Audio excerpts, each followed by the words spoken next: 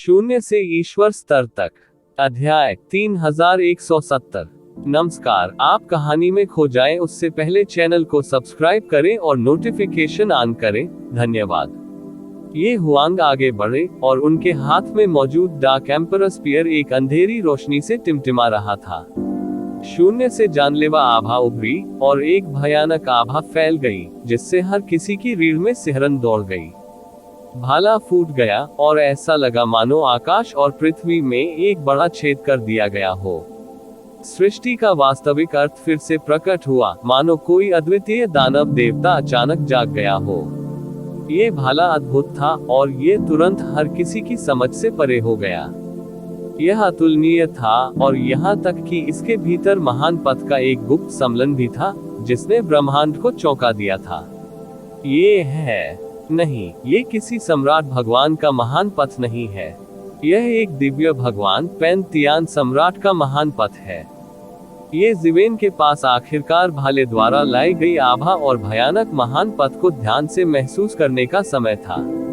उसने तुरंत पहचान लिया कि यह कोई ऐसी शक्ति नहीं है जो किसी सम्राट लॉर्ड के पास हो सकती है।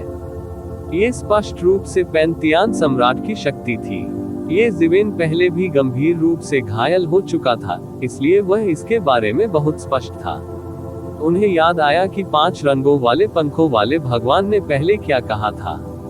इस डार्क एम्परर स्पीयर को स्पष्ट रूप से पैंतियान सम्राट द्वारा बढ़ाया गया था और उसे नहीं पता था कि इसकी शक्ति किस हद तक बढ़ गई थी। ये जिवेन को स्पष्ट रूप से ये भी महसूस हुआ कि यह कुछ हद तक उस स्तर जैसा था जब प्राइमोर्डियल कैस सम्राट ने उसे एक ही वार से गंभीर रूप से घायल कर दिया था। हालांकि ये जिवेन उस स्तर से बहुत दूर था, फिर भी वह इसे महसूस कर सकता था। ये भाला सीधे आकाश में बींध गया, मानो लाखों वर्षों से चला आ रहा हो। सभी महान पथ रूनों में बदल गए और अमर प्रकाश बिखेरने लगे। ठीक इसी समय एक लंबा भाला अचानक स्वर्ग और पृथ्वी से आया। उत्पत्ति का स्वर्ग और पृथ्वी को तोड़ने का असली इरादा एक बार फिर प्रकट हुआ। ऐसा लग रहा था मानो इस लंबे भाले के रास्ते में आने वाली हर चीज इसके साथ ढह जाएगी। ये भाला एक आदिम दिव्य पर्वत की तरह था और इसका केवल एक ही लक्ष्य था, और वह था डार्क एम्परर स्पीयर। टकराना। अंततः ये भाला सबसे पहले पहुंचा और सीधे डार्क एम्परर स्पीयर से टकराया। तेज आवाज धातु के टकराने जैसी थी और वह मौके पर ही फट गई। सारी शक्ति उबल रही थी और संपूर्ण नामशास्त्रीय नियम उबल रहे थे। यहाँ तक कि विकृतियां और दरारें भी थीं जिन्हें नंगी आंखों से देखा जा सकता था। हुश हुश हुश हुश। भयानक शक्ति की लहरें शून्य से निकलकर सभी दिशाओं में फैल गईं। कुछ विदेशी जीव जो थोड़े करीब थे, शॉकवेव की शक्ति से सीधे राख में बदल गए। शेष आउटलैंडर जीव सभी गंभीर रूप से घायल हो गए थे। ये शक्ति बहुत ही भयानक थी और यह रात्रि सम्राट और 5 रंग वाले पंखों वाले भगवान के बीच लड़ाई से भी अधिक भयानक थी। स्टॉर्मविंड सिटी में हालांकि बैरियर ने अधिकांश शॉक तरंगों को रोक दिया, फिर भी शेष शॉक तरंगें एक भयानक तूफान में बदल गईं, जो सीधे अनगिनत पहाड़ों को उड़ा ले गई। जमाना। ये जिवेन जोर से चिल्लाया। जब वे उसके आसपास पहुंचे तो शॉकवेव्स अवरुद्ध हो गईं। उसके कपड़े हवा में लहरा रहे थे, लेकिन ये झटके पूरी तरह से अवरुद्ध थे। इस भयानक सूक्ष्म हवा के कारण सीधे उसके गाल दुखने लगे। अपनी वर्तमान शारीरिक साधना के बावजूद वह अभी भी अपने चेहरे पर दर्द महसूस कर सकता था। कोई कल्पना कर सकता है कि सूक्ष्म पवन का ये झोंका कितना भयानक था। उसी समय अन्य संप्रभु सम्राटों ने भी उसी समय कार्रवाई की। एक एक करके उन्होंने भयानक सदमे की लहर को रोकने के लिए कार्रवाई की। इन संप्रभु सम्राटों की मदद से सदमे की लहर ने स्टॉर्मविंड सिटी को पूरी तरह से नष्ट नहीं किया। फिर भी यह अभी भी एक गड़बड़ थी। कम खेती वाले कई मार्शल कलाकार सीधे उड़ गए और उनमें से कुछ हवा से भी उड़ गए। एक पल के लिए ये पूरी तरह गड़बड़ हो गया। इस समय कई संप्रभु सम्राटों के पास इस सदमे की लहर के परिणामों की परवाह करने का समय नहीं था। इसके बजाय उन सभी ने अपना सिर उठाया और आकाश की ओर देखा। रथ पर सवार एक आकृति आकाश से उतरी। आकृति ने सुनहरे कवच पहने हुए थे और वह युद्ध के सुनहरे देवता की तरह लग रहा था क्योंकि उसकी पूरी आकृति आकाश में उड़ रही थी। उसके पीछे अनगिनत आकृतियां धुंधली दिखाई दी। वे सभी वीर आत्माएं थी, प्रतिशोधी आत्माएं नहीं। हालांकि वे सभी मरे हुए आत्माएं थे, वीर आत्माएं सर्वश्रेष्ठ में से सर्वश्रेष्ठ थी। न केवल उनके पास सामान्य मरे हुए आत्माओं की मृत्यु की आभा नहीं थी, बल्कि वे थे वीरतापूर्ण और तेजस्वी भी थे। ये वरिष्ठ युद्ध सम्राट है। वरिष्ठ युद्ध सम्राट वीर आत्माओं की अपनी सेना के साथ वापस आ गया है। कोई जोर से चिल्लाया मानो वह उन सभी चिंताओं और भय को चिल्लाकर बाहर निकालना चाहता हो जो पिछले कुछ दिनों से उसे परेशान कर रहे थे। हर कोई तुरंत खुश हो गया क्योंकि उन्होंने पहचान लिया कि यह युद्ध सम्राट था, जिसके नाम ने अनगिनत वर्षों तक दुनिया को हिलाकर रख दिया था। उन्होंने एक बार फॉर्चून गॉड राजवंश के लिए लड़ाई लड़ी थी और एक शानदार प्रतिष्ठा अर्जित की थी। वह इस समय स्टॉर्मविंड सिटी के एकमात्र रक्षक भी थे। मास्टर, आप अंततः वापस आ गए।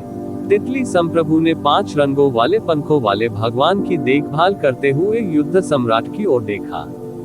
उसके चेहरे पर खुशी के भाव उभर आए।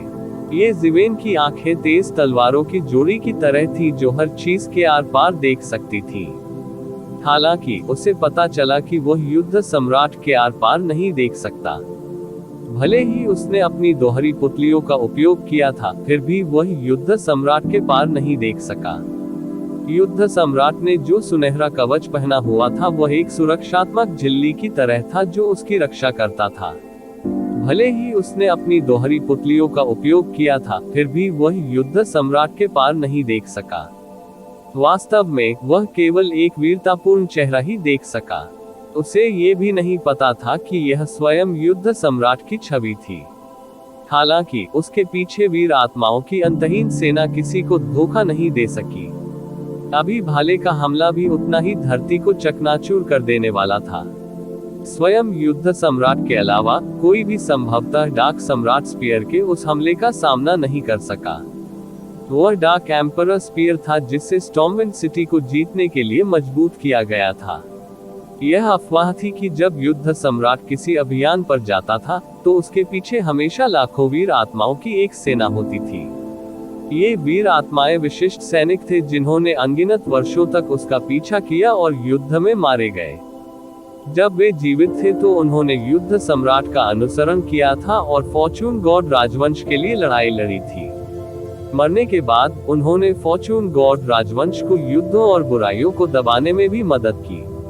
किसी को ये जानना होगा कि वीर आत्माएं कभी भी और कहीं भी पैदा नहीं हो सकती।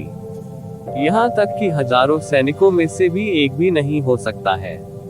ऐसा इसलिए था क्योंकि वीर आत्माएं मृत नायकों की आत्माएं थीं। किसी वीर आत्मा के लिए इस स्तर तक पहुंचना निस्संदेह बहुत दुर्लभ था। हालांकि युद्ध सम्राट के पास लाखों वीर आत्माओं की एक सेना थी। इससे पता चलता है कि वह कितना ताकतवर था। प्राचीन काल से अनगिनत सेनाएं युद्ध में उसके पीछे पीछे चलती रही थी। बैटल थेर्च एक युद्ध रथ पर सवार था। युद्ध रथ के बिल्कुल सामने 9 अज्ञात जानवर युद्ध रथ को शून्य के पार खींच रहे थे। उनकी गति बिजली के समान तेज थी। बस 1 सेकंड में वे पहले ही आगे बढ़ चुके थे और अंतहीन विदेशी प्राणियों से टकरा गए। असंख्य विदेशी प्राणियों का सामना करते हुए भी वे तनिक भी नहीं डरते थे। बूम! युद्ध रथ विदेशी प्राणियों की सेना से टकरा गया।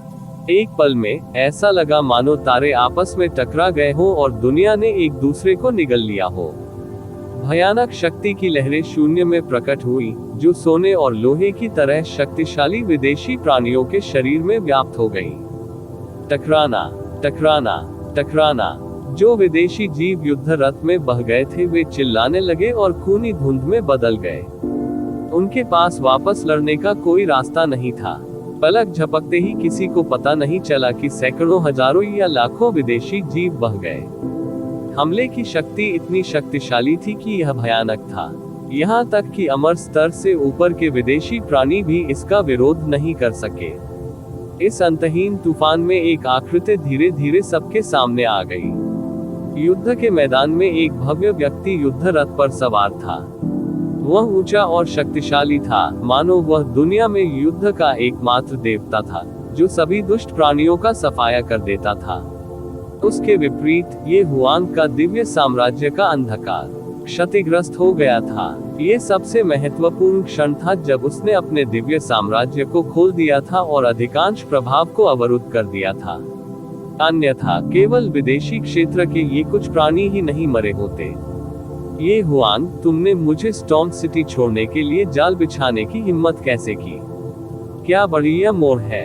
बैटल थेर्च ने आखिरकार अपना मुंह खोला। उसकी आवाज गहरी थी और एक महान घंटी की तरह गूंज रही थी। हालांकि उसने ज्यादा ताकत का इस्तेमाल नहीं किया, लेकिन युद्ध के मैदान में हर कोई उसकी आवाज सुन सकता था। वह इतना ऊंचा और शक्तिशाली था कि लेवल 9 में प्रवेश कर चुके एक अजेय अस्तित्व ये हुआंग का सामना करते समय भी वह बिल्कुल भी विचलित नहीं हुआ। उन्होंने कोई आदर भाव भी नहीं दिखाया। मुझे उम्मीद नहीं थी कि तुम आखिरी वक्त पर वापस आओगे। मेरी सारी कोशिशें बेकार गईं। ये हुआंग ने धीरे से कहा। उसके स्वर में दया की झलक थी, लेकिन उसके चेहरे पर यह बिल्कुल भी नहीं झलक रहा था। ऐसा लग रहा था मानो वह कोई पड़ोसी ही हो जो तेजी से वापस आया हो। आप वास्तव में बहुत साधन संपन्न हैं। आपने व्यक्तिगत रूप से मुझ पर हमला करने के लिए मुझे लुभाने के लिए पैंथियन वेनेरेट के ठिकाने का इस्तेमाल किया। किसने सोचा होगा कि आप आसमान हिला देने वाले कछुआ सम्राट और अन्य लोगों पर घात लगाकर हमला करेंगे। हालांकि इसे मारना इतना आसान नहीं होगा मुझे। युद्ध सम्राट ठंडे स्वर में हंसा। मैंने तुम्हें मारने के बारे में कभी नहीं सोचा। हम हजारों वर्षों से सहकर्मी हैं। क्या तुम्हें लगता है कि मैं तुम्हें नहीं समझता? उनकी ताकत से तुम्हें कुछ देर के लिए रोकना काफी होगा, लेकिन उनके लिए ऐसा करना असंभव होगा। तुम्हें मार डालो। यह अफसोस की बात है कि वे तुम्हें रोक भी नहीं सके और तुम वास्तव में वापस भागने में कामयाब रहे। क्या अफसोस है? बस थोड़ा सा और मैं तूफान से छुटकारा पाने में सक्षम होता। शहर, वह कील जो पूर्वी क्षेत्र ने मेरे तूफान सागर क्षेत्र में ठोक दी है, ये हुआंग ने कहा, और अंततः उसके चेहरे पर दया की झलक दिखाई दी। उन्होंने स्टॉर्म सिटी को खत्म करने के लिए लंबे समय से योजना बनाई थी और पैंथियन वेनेरेट के साथ सहयोग भी किया था। चाहे वह स्टॉर्मी सी रीजन हो या पैंथियन वेनेरेट, स्टॉर्म सिटी का अस्तित्व हानिकारक था। इसलिए दोनों पक्षों ने तुरंत इस पर प्रहार किया। स्टॉर्म सिटी पर हमला करने से पहले दोनों पक्षों ने युद्ध सम्राट को लुभाने के लिए सहयोग किया था। मूल योजना एकदम सही थी। किसने सोचा होगा कि युद्ध सम्राट कम समय में घेरा तोड़कर बाहर निकल आएगा? सौभाग्य से मुझे अपने शिष्य से चेतावनी मिली, अन्यथा अगर मैं गहराई में जाता तो मेरे लिए घेरा तोड़ना आसान नहीं होता। युद्ध सम्राट ने शांति से कहा। चूंकि आप आज आए हैं, इसलिए मत सोचिए कि आप जा सकते हैं। आपके डार्क एम्परर स्पीयर में शामिल पैंथियन वेनेरेट की स्वर्गीय वंदनीय शक्ति आपके लिए कुछ और बार हमला करने के लिए पर्याप्त है। मैं इसे अपने लिए अनुभव करना चाहूंगा। उसके पीछे लाखों वीर आत्माएं बह निकली, विदेशी प्राणियों को मार डाला और उन्हें पीछे हटने के लिए मजबूर कर दिया। भविष्य में बहुत सारे अवसर होंगे। आइए इसे एक दिन कहें। ये हुआंग भी एक निर्णायक व्यक्ति थे, इसलिए उन्होंने लगभग तुरंत ही निर्णय ले लिया। प्रतिवेदन किसी भी खराब अनुवाद के बारे में हमें बताने के लिए टेक्स्ट का चयन करें और रिपोर्ट पर क्लिक करें। लेस देन पिछला सूचकांक, अगला ग्रेटर देन। इसी प्रकार के अपडेट्स लेते रहने के लिए हमारे चैनल ऑडियो बुक्स 108 को सब्सक्राइब करें और नोटिफिकेशन ऑन करें। धन्यवाद।